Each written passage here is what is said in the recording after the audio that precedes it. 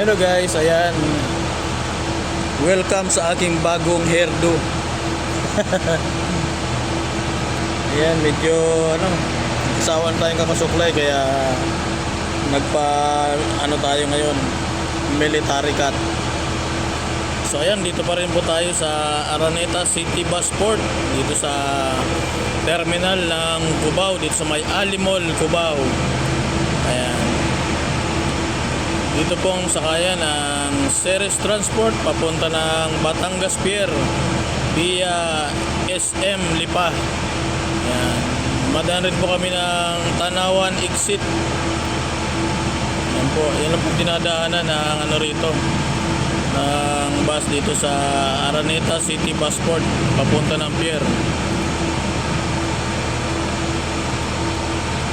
Ayan, nag-iisa na lang po yung bus namin dito. So last trip na to nakapila. So ang alis dito ay alas 10 ng gabi. Ayan, last trip na po yung ating nakapila.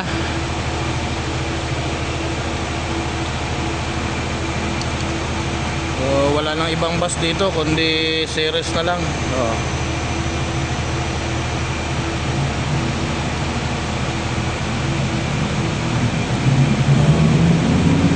Palagi po talagang dito nauna. Ang nauna at nahuli Ceres palagi.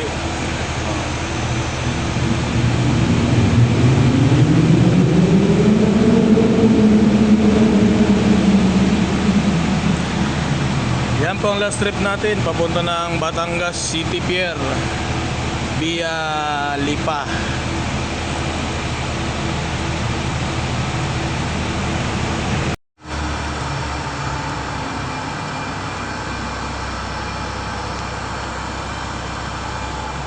Lagyan mo ng signboard ng Lipa.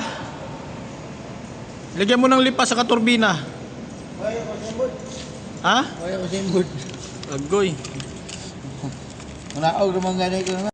Ayan guys, ang first trip namin dito is alas 4 ng umaga. Umaalis po yan ng alas 5. So mula alas 4 po kasi nagbubukas ng terminal. So may nakapila na tayong bus niyan kasi alas 3 pa lang nandito na yung mga bus namin. Kaya alas 4 ang pila, alas 5 ang alis. At ito naman po ang last trip, alas 10. So oras-oras naman po ang pila nito mula alas 4 ng umaga. Oras-oras na po yan.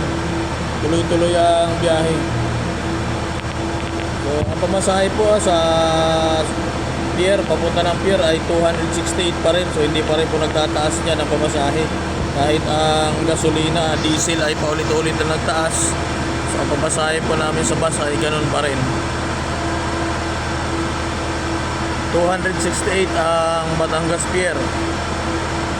240 naman sa Senior, 214. At sa SM Lipa naman ay 188. Ang Senior ay 150.